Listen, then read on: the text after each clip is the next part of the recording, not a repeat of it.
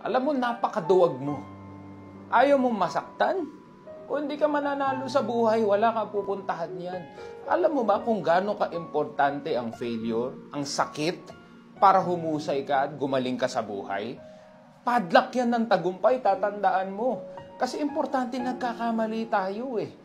Dahil sumusubok ka, magkakamali ka talaga. Mas matakot ka kung hindi ka nasasaktan. That means you're not doing anything new. That means you're not going outside of your comfort zone.